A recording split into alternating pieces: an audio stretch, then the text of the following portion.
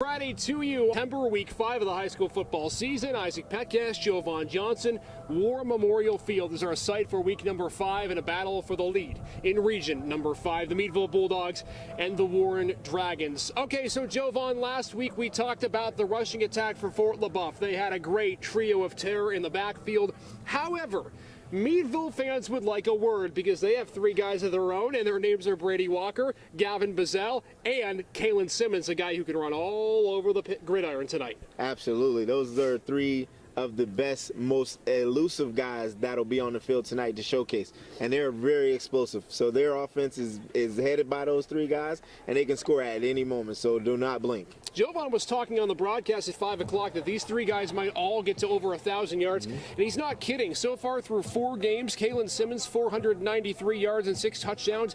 Griffin Bazell, 6 scores as well, 456. And in terms of Brady Walker, 305 yards and 5 touchdowns. This Meadville team coming into tonight, 17 rushing touchdowns so far on the season. That is tops in region number 5. So for head coach Ray Collins, Jovan, we were talking about a little bit about it during the Meadville preview. He's spoiled for choice at running back, but the one concern he does have is on the defensive side of the football and Meadville's ability to stop the Warren passing game. The 2 losses Meadville's had this year, including a most recent loss to Butler, they've given up a bunch of points. Why? Probably because of the passing game, not being able to keep a lid on those receivers of the other team.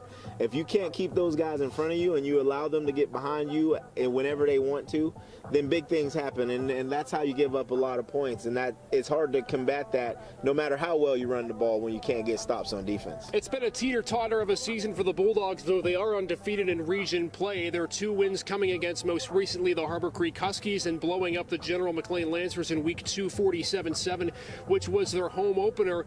You watched a little bit of film, Jovan, on these Meadville Bulldogs earlier in the week. Their wins compared to their losses, what did they do differently? Clearly they scored, but there was a different formula to success that they had as compared to their losses. Yeah, in those games that they won, they played outstanding defense. In the games that they lost, not so much. So you got to get back to doing what you do defensively to allow that your offense goes out and does what they do and makes production on a week-to-week basis. And again, Meadville averaging 37 points a game, but they've scored 40-plus in their wins, so that might be the magic number tonight. Who knows? 40 points doesn't seem like an easy number to get, but when you have that running attack that Meadville does, they can be deceptively good. Kalen Simmons also, want to mind you, 2 touchdown receptions on the season.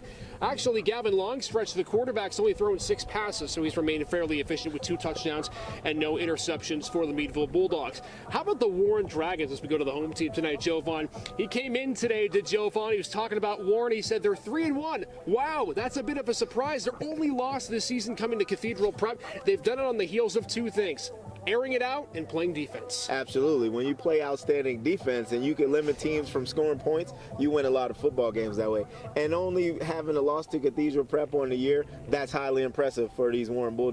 I mean Warren Dragons, my bad. But, I think they're going to just continue to play well. If they can continue to put points on the board, they'll do okay. How interesting was it earlier in the week? We were talking with head coach Mark Morelli for the Dragons, and the one thing he said, we asked him, of the 4 games you've played this year, what was the one game that really taught you the most about your team? He said it was the loss we had to Cathedral Prep where they were blowing out. He said we didn't play well at all. We looked more like a junior varsity team playing against Cathedral Prep. We were outmatched. But he said we learned to be able to calm down and do things a little bit differently on defense, running different schemes. How important is it, Jovan, in your experience, to learn from a loss more so than a win? Yeah, I think losses always teach you a more valuable lesson than what you do when you win games. Because when you win, you kind of can overlook a certain amount of mistakes that you make. But in losses, it shows you your real testament of who you really are and what you need to improve on. And it makes you get back to your fundamentals, and it forces you to do things a lot different. The Dragons, like we said, 3-1, and they throw the football very well. Their sophomore quarterback, Eric Dippold, has been fairly stout in the air so far this season, completing 51% of his passes, 579 yards, 8 touchdowns, 8 picks. Bit of a high-risk, high-reward guy, but Coach Morelli saying, I'll let him air the ball out within reason because I trust his decision-making in crucial moments. Yes, I mean, when you have a quarterback that can throw it, I've been watching him during warm-up. He has great touch on the ball. He puts it in a nice spot. When you got a guy like that, you allow him to make plays with their arm. But, you try to limit what they do and don't try to get overly zealous with throwing the football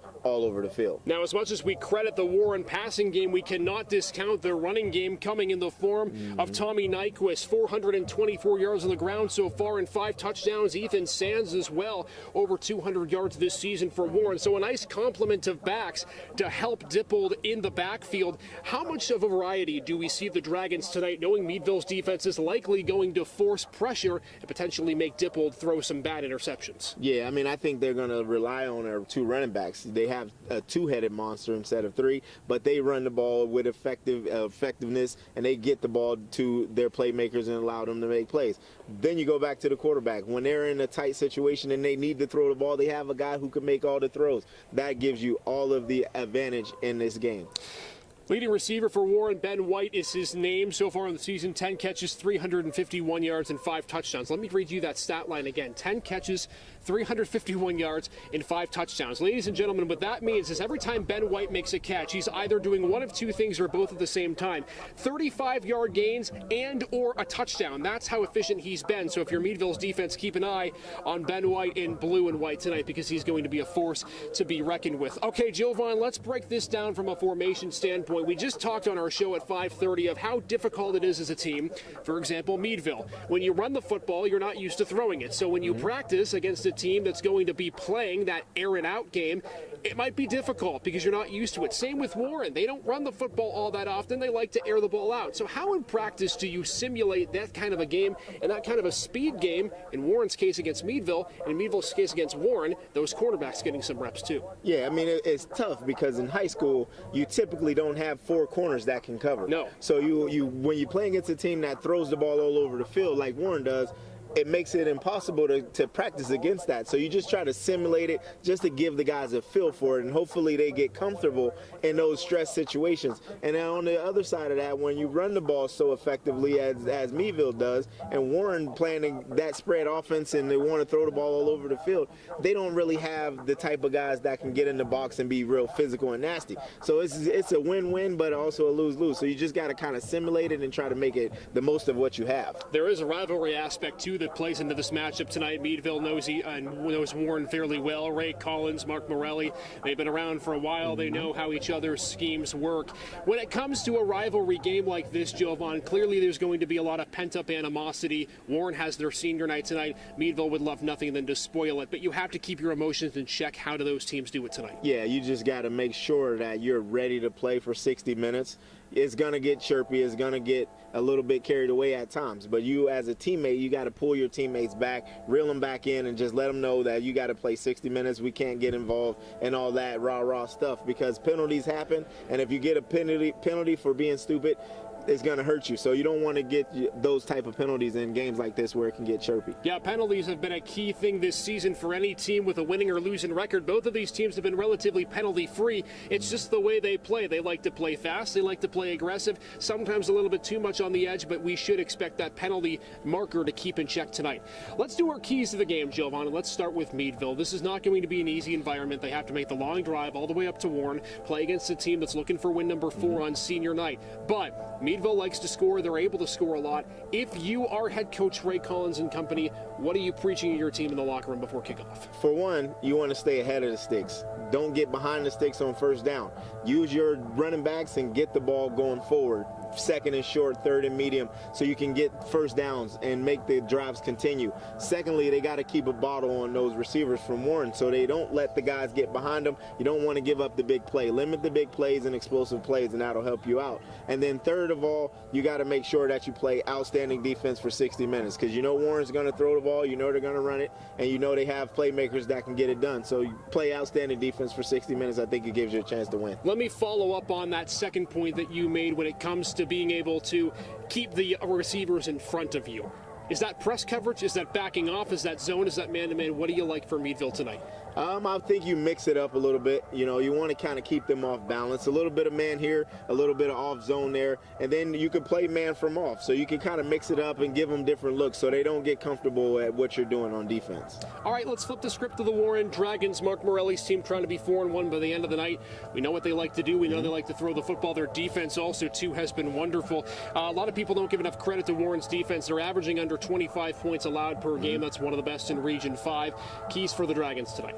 Play outstanding defense. First and foremost, stack the box, be physical with their running game, make sure those running backs don't have explosive runs when they get the ball in their hands. Secondly, you want to be good on special teams. A lot of people don't preach special teams, but be good in the special teams area because they can score in many different ways with their explosive playmakers. And then last but not least, defense, defense, defense. Keep playing outstanding defense. I know your offense is going to do well, but make sure that the defense supports that offense and gets them the ball back. Do you anticipate the Dragons putting as many as 6, 7, even 8 guys in the box almost every play? That's what other teams have tried to do. Do you expect that tonight where Warren essentially sells out for the run? I wouldn't say that they sell out for the run, but I think they will stack the box. They'll put 7 guys in the box. They'll put 8 guys in the box, and they'll play some 3-deep coverage. You know, you can kind of mix it up and make it look like you got a lot of guys in the box and back them out just to keep them off balance and not knowing what you're doing. But at the end of the day, you're going to have to stop the run. First and foremost, you got to be able to stop Meadville's running game. We'll see how many auspicious looks Mark Morelli puts in for that defensive front. All right, we're going to go to predictions now. I'm going to let Jovan predict the game a little bit early because we're going to do that in 6 o'clock, but I want to give you a chance to explain your prediction a little bit more. John Laddick, by the way, is taking Meadville tonight in this game. I think 34-24 was his final. Who do you like tonight?